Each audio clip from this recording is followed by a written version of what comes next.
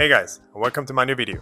Today is the first English episode of my interview series Cardwhispering, and I have the honor to start with Béla Balogh, a competitive TCG player from Hungary. We talk about his deck, about the new cards from set 7, Arcesis Island, and much more. Have fun with the video. Let's go. Béla, we finally find some time to do this interview. Thanks for taking time and answering my questions. Thank you for inviting me.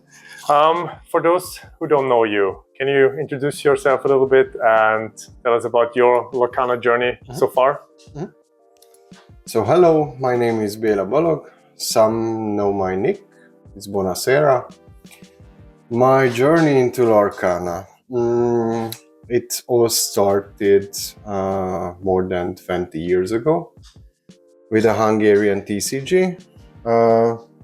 It was cool, we were having a blast, but then we were looking for international adventures. We were looking at the pros traveling the world, and we were always dreaming about having the same. So when our age come at the level where we could travel, we started Walt TCG. And we were living the dream, we were traveling around, competing, but then they deleted the game, unfortunately. World of Warcraft, for those who don't know? Or? Yeah, Walt TCG, exactly, thank you. And then came some years of break, but then we got Lorcana. Okay. So then came back the spirit, and here I am. And you started from the day one or later? I've been looking at commercials, and somewhere around late November, probably. Okay, so with the release of set 2, I was here at the release. Okay. Release, yeah. We can set the date to that, yeah, basically somewhere there. Okay, so you mentioned you're from Hungary. Is the Lorcana community big in Hungary, or are there many stores, many players? Not huge, I would say, but there are some really enthusiastic players. The team is great, and compared to the state that the game is still not officially released in Hungary, we have a fantastic group of people playing there. They are doing a wonderful job, mostly because they are really talented and arriving from very different TCGs. Dia and Balázs, for example, are returner top cutters here. Yeah. They also have proven their skills in the Enchanted tours, along with Charlie and many others, but let's not forget Peter, for example. He got Let It Go, I think in Bologna. Cool. So I think if they would have a headquarter in Hungary, like a store where they can play regularly, or I think Hungary would be in a better position if it would have a headquarter like Rare Hunter Shop where people can play. But they all come. I know most of them, most of your group. Yeah. They come. So let's make a big shout out to them when they watch the video. Of course. I love when they come. They're very competitive, and I played almost everyone already in different tournaments, and it's always fun and nice talking to them. And yeah. Let's see how Lorcana develops in Hungary. Maybe there will be a release at some point. I don't know. We hope so. Yeah. You mentioned some tournaments. You participated in several Disney Lorcana challenges, also some regional tournaments like Enchanted 2 in Austria, and most recently in the LCCC. It was an online tournament between Europe and North America. How was that? How was that experience? I think it's always great to. So for the basics, it's always great to play Lorcana. Yeah. But then again, when it comes to any kind of challenge or tournament, or let it be this cross-continental one, it's always nice to have some sort of stakes. Yeah. Where you either at the cross-continental you can play against the biggest names, or Who did you play against? I played against Kendall Burnett. No, I'm not. I played against Zach Bivens. I played against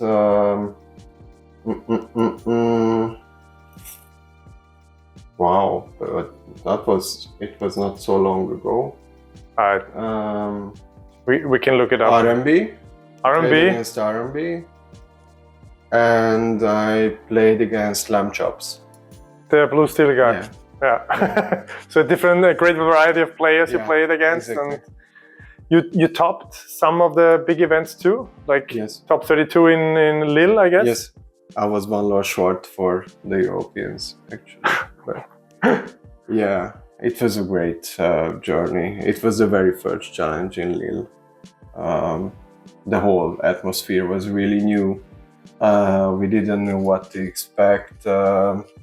Having 2,000 people in the same building, seeing the table 1,010. But it was originally planned for only 500 people, and then it was sold out in a couple minutes, and then they were selling like hotcakes. At first attempt, I didn't even manage to get my ticket. So you got it in a second attempt. Okay. So talking big tournaments, how do you prepare for those? Like you train a lot, you go into the lab and play your deck endless times, and. Are you sure you want to talk about this? Because I can talk about this for days. For days? So we have a couple minutes, so a couple sentences maybe. So at first, it all starts for me when these card. So when the new set is coming out, there are these sort of midway releases of cards where we can see what is coming, and at that very point you can sort of expect from one of two cards that they are gonna be successful and they will define the meta, and from that moment on I will try to build a deck that is competing against the most popular one, and when I have the color combination that can beat the most popular deck, then I just sort of try to adjust the deck in a way that it can beat the second most popular without harming the first matchup, and then I'm doing the same with the third, the fourth, and after a point I will just admit losing to the least popular ones. Okay. At first I'm sort of romantic with building decks, but then What do you mean by romantic?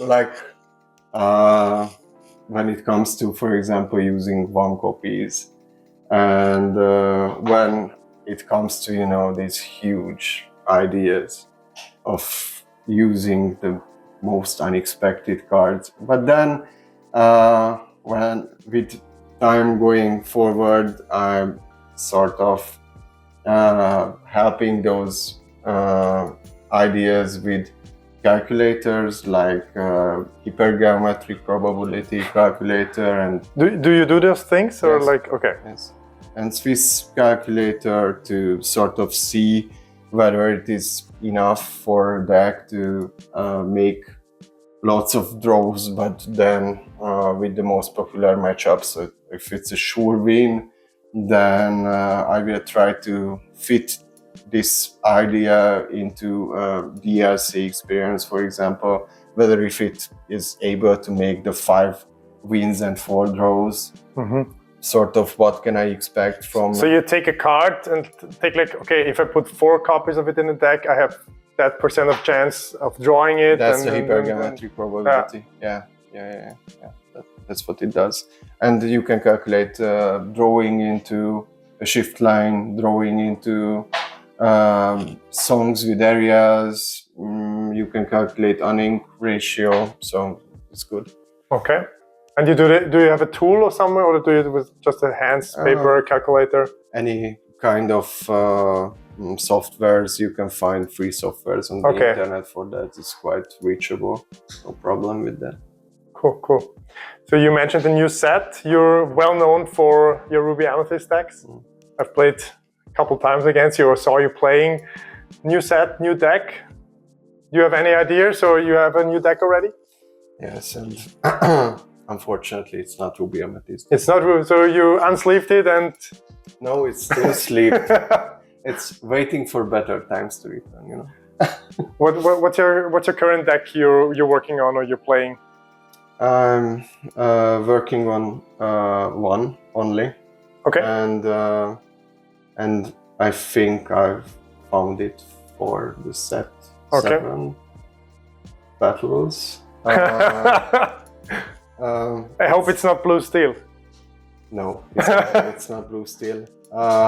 When they showed us the 6-cost grab, I knew instantly that if I don't want to play the mirrors, then I will need something that sort of can compete against blue steel and red blue. And I hope it's not too early to say, but I think I found it. Okay. Wanna tell us about your deck idea? Yes, I can send it to you. You can make it public. I think it will change again and again. So of course, it's no problem for me to publish. It's a lemon lime list. It's a lemon lime list. Okay. Is it more like, let's talk about it a little bit, is it more like in the aggro direction? No, or? Absolutely not. It's a control list. It's sort of discard control list. We have seen this kind of list before. I think it was very popular in set 4, I guess, in set 4, set 5. Yeah, it has won, as far as I know, it has won 1 set champ in Vienna. But the original problem was with the deck. There were 2 actually. One is that after a time, your discard tools just sit in your hand and you can do nothing with them. And the other one is that you don't really have the questing power to get the lowers you need for the winner. And your opponent can pretty much get back into the game even after the situation then it looks like that is surely in the bag, and no. But with the new tramp card, you can recycle your useless discarding tools and get those cards in hand you really need. And also the questing power right now is much higher. Okay. And of course you play the big Journalbook, I guess. Exactly. To use all the cards you discarded and recycle them back into the deck and then keep drawing all those tools you need. Cool. I will show the deck in the video. Of course, I will link it in the video description so everyone can see. And then, of course, it's week 2, week 3 now coming. The new meta hasn't been shaped yet entirely, so the deck will develop, the deck will change, and happy to play against you in the store. What do you think about the new set in general? Like, it's out for 2 weeks now. Do you think it's a good set? Good choice of cards and good pool of cards? Definitely. I think it's this dual colored method is like really creative. the IP behind is, I think, strong. It gives you it's sort of in a way showing where a combination of two colors can go. It's also like has the key cards we sort of got to show us the way, like in form of bell, in form of crab, and in form of the duck. Mm-hmm. We got the main cards to sort of strengthening the ramp decks, and this item line. This is, I think, the crab is a menace. Yeah, it is. But I think we also got some cards strengthening new color combos, or like giving color combos those cards they needed to be competitive enough. Exactly. Like lemon lime with a tramp card, it's that piece that deck needed actually to be good and viable. Exactly. So far, I think that 7-cost ramp hasn't shown its true colors yet, because the crab and the duck has already like showed us how strong and how reliable they are. But there are some sleepers, I think. Talking sleepers, I wanted to ask you a question before, but let's talk about sleeping cards. Cards that no one is talking about, like no one has on this radar. Maybe they get better in a couple sets, or cards you think will make its way into decks in a couple weeks. Mm-hmm. I think we will talk about Tramp a lot. Okay. The 7-cost one. Yeah. Because I think I don't want to be like sort of repeating myself all the time, but I think Tramp is not yet at the level where he will be. Yeah. These sentences might age not well, but I think we could already see some lists where it was used mainly for the aggro line, and it was mainly because only for the big Chernobyl. Yeah. But the aggro deck itself is not always in a position where it's using this tramp card for exactly recycling, because if you have one card in hand and you play the tramp, you will end up also with one card. So that's not the biggest deal.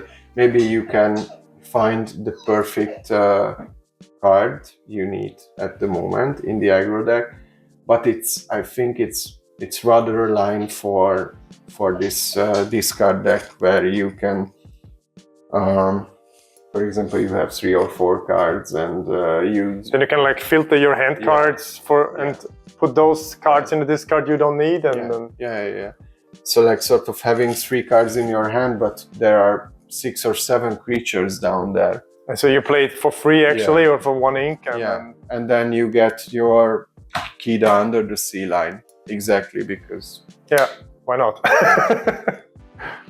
Cool. What are your favorite cards in the set besides Tramp? Like, are there other cards you like from the new set? To be honest, I like the crab.